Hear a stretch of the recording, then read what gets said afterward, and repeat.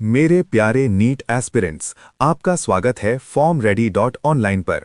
क्या आपने कभी सोचा है इस पूरे ब्रह्मांड का सबसे छोटा, सबसे बुनियादी राज क्या है? वो है एटम।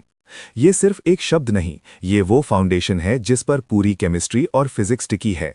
और आज हम उस महान थ्योरी की गहराई में उतरेंगे जिसने एटम की सच्चाई को पहली बार दिखाया, बोर्स एटॉमिक मॉडल। ये मॉडल सिर्फ थियरी नहीं है, ये नीट के लिए एक दो सवालों का सीधा शॉर्टकट है। दिल और दिमाग खोलकर सुनना, क्योंकि अगले 15 मिनट आपकी प्रिपरेशन को एक नया मोड़ देने वाले हैं। एटम, जिसका मतलब है इनडिविजिबल, मैटर की सबसे छोटी यूनिट। इसके केमिकल प्रॉपर्टीज हमेशा बरकरार रहते हैं, लेकिन इसके अंदर क्या है? इलेक्ट्रॉन्स कैसे रहते हैं? इस सवाल का जवाब देने के लिए साइंटिस्ट्स ने कई मॉडल्स दिए। रदरफोर्ड का मॉडल तो न्यूक्लियस तक पहुंच गया। उसने बताया कि बीच में पॉजिटिव चार्ज है, लेकिन एक बड़ी समस्या खड़ी हो गई। अगर इलेक्ट्रॉन घूमता रहेगा तो क्लासिकल फिजिक्स के मुताबिक वो एनर्जी लूज करेगा और अंत में न्यूक्लियस में गिर जाना चाहिए। लेकिन ऐसा होता नहीं, एटम्स तो स्टेबल होते हैं। रदरफोर्ड की खोज रेवोल्यूशनरी थी, पर उसमें 3 बड़े छेद थे जिन्होंने पूरी साइंस कम्युनिटी को हिला दिया। पहला, एटम स्टेबल क्यों है? इलेक्ट्रॉन्स न्यूक्लियस में गिरते क्यों नहीं? दूसरा, एटॉमिक लाइन स्पेक्ट्रा क्या है? अगर एनर्जी कंटिन्यूअसली रिलीज होती तो कंटिन्यूअस स्पेक्ट्रम आना चाहिए था, लेकिन हमें सिर्फ अलग अलग रंगों की चमकती हुई लाइंस मिलती थीं, जैसे कोई गुप्त भाषा हो। इन्हीं अनसुलझे सवालों ने ही नील बोर को मजबूर किया कि वो एक नए सोच के साथ आएं। साल 1913 और बोर ने दुनिया को अपना पहला वादा दिया।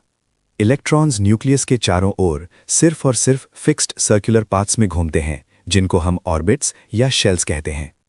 ये पाथ्स कोई ऐसी वैसी जगह नहीं है, इन्हें स्टेशनरी स्टेट्स कहा गया। जैसे कोई ग्रह अपनी कक्षा में बंधा हो, वैसे ही इलेक्ट्रॉन इन ऑर्बिट्स में बंधा रहता है। ये वो पहला क्वांटम लीप था जिसने स्टेबिलिटी की प्रॉब्लम को आधा सुलझा दिया। याद रखिए, ये फिक्स्ड पाथ्स ही हैं जो एटम को उसका अस्तित्व देते हैं। बोर का अगला नियम उस बड़ी गलती को सुधारता है। उन्होंने कहा कि जब तक इलेक्ट्रॉन अपनी उस अलाउड, परमिटेड ऑर्बिट में रहता है, उसकी एनर्जी बिल्कुल कांस्टेंट रहती है। और सबसे जरूरी बात, वो कोई भी रेडिएशन, कोई भी एनर्जी इमिट नहीं करता। यही वो शर्त थी जिसने क्लासिकल फिजिक्स के उस बड़े सवाल को चुप करा दिया कि इलेक्ट्रॉन न्यूक्लियस में क्यों नहीं गिरता। सोचो, अगर तुम एक फिक्स ट्रैक पर दौड़ रहे हो तो तुम्हारी एनर्जी वेस्ट नहीं हो रही। एटम की स्टेबिलिटी का सीक्रेट इस नियम में छिपा है। लेकिन इलेक्ट्रॉन हमेशा एक ही ऑर्बिट में तो नहीं रह सकता, उसे एक्साइटमेंट तो चाहिए। बोर ने कहा कि एनर्जी तभी एमिट या एब्जॉर्ब होगी जब इलेक्ट्रॉन एक ऑर्बिट से दूसरे ऑर्बिट में जंप करेगा। ये एक डिस्क्रीट पैकेट ऑफ एनर्जी है, एक क्वांटम जंप। जब वो नीचे आता है, हायर टू लोअर, तो लाइट छोड़ता है। जब वो ऊपर जाता है, लोअर टू हायर, तो लाइट एब्जॉर्ब करता है। इस रेडिएशन की एनर्जी सीधे सीधे दोनों लेवल्स के energy difference delta E equals E2 minus E1 के बराबर होती है। और यही है वो जादू जो हमें h न्यू, प्लैंक्स लॉ के रूप में दिखता है। अब आता है बोर मॉडल का सबसे गहरा, सबसे ज्यादा NEET relevant concept, quantization of angular momentum. Bohr ने कहा कि एंगुलर मोमेंटम MVR सिर्फ वही वैल्यू ले सकता है जो h/2π का इंटीग्रल मल्टीपल हो, यानी MVR इक्वल्स NH/2π, जहां n प्रिंसिपल क्वांटम नंबर है, 1, 2, 3। ये n ही तय करता है कि आपका इलेक्ट्रॉन कौन सी ऑर्बिट में रह सकता है। अगर ये कंडीशन सेटिस्फाई नहीं होती तो इलेक्ट्रॉन उस जगह पर एग्जिस्ट ही नहीं कर सकता। इस नियम ने एनर्जी लेवल्स को फिक्स कर दिया, उन्हें एक तरह से बांध दिया कि वो सिर्फ डिस्क्रीट वैल्यूज ही लें।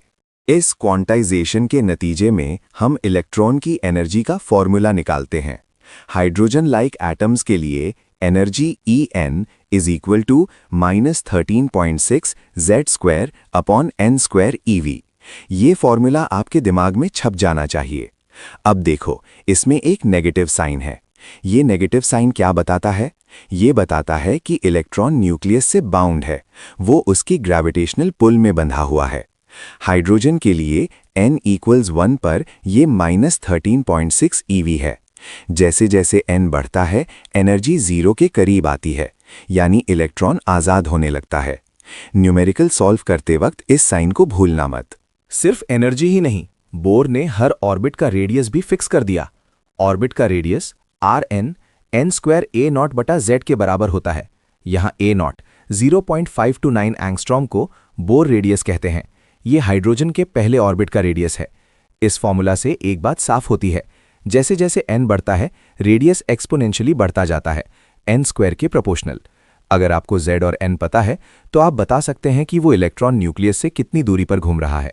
ये फॉर्मूला भी सीधे सवालों का जवाब है, इसको रट्टा मार लो।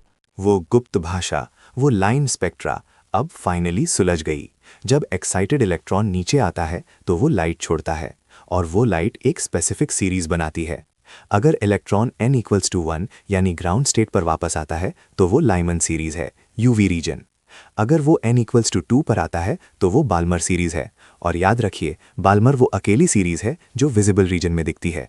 n=3 पर पाश्चन, n=4 पर ब्रैकेट, ये दोनों IR यानी इंफ्रारेड में है। नीट में सबसे ज्यादा सवाल लाइमन और बाल्मर सीरीज पर ही आते हैं। स्पेक्ट्रम का हर जंप आपके मार्क्स का जंप है। इतना शानदार मॉडल होने के बावजूद बोर का मॉडल परफेक्ट नहीं था। इसकी कुछ बड़ी सीमाएं थीं। पहली और सबसे बड़ी, ये सिर्फ हाइड्रोजन और हाइड्रोजन लाइक एटम्स जिनमें सिर्फ एक इलेक्ट्रॉन होता है पर ही काम करता है। मल्टी इलेक्ट्रॉन एटम्स का स्पेक्ट्रा ये एक्सप्लेन नहीं कर पाया। दूसरा, ये मैग्नेटिक फील्ड ज़ीमन इफेक्ट और इलेक्ट्रिक फील्ड स्टार्क इफेक्ट में स्पेक्ट्रल लाइंस की स्प्लिटिंग को नहीं समझा पाया। और तीसरा, ये हाइजेनबर्ग अनसर्टेनिटी प्रिंसिपल को फॉलो नहीं करता। इसलिए हम क्वांटम मैकेनिकल मॉडल की तरफ बढ़े, लेकिन नीट के लिए बोर का मॉडल एक गोल्ड माइन है। तो दोस्तों, बोर का मॉडल अभी भी नीट के लिए सबसे जरूरी टॉपिक है। 1-2 डायरेक्ट न्यूमेरिकल्स पक्के हैं, फॉर्मूलाज याद रखो, नेगेटिव साइन का मतलब समझो और स्पेक्ट्रल सीरीज को मास्टर कर लो। और सुनो, अगर आपको ये सारी नॉलेज, ये सारे क्रिस्टल क्लियर कॉन्सेप्ट्स शॉर्ट और थिक रट्टा नोट्स के रूप में चाहिए ताकि लास्ट मिनट रिवीजन में टाइम वेस्ट ना हो, तो अभी विजिट करो formready.online। पूरा syllabus exam oriented simple language में और सिर्फ 30 रुपए में। इधर उधर मत भटको, स्मार्ट बनो, अपनी प्रिपरेशन को आज ही अपग्रेड करो और बोर के मॉडल से अपने पक्के मार्क्स सिक्योर करो। चलो अभी प्रैक्टिस शुरू करते हैं।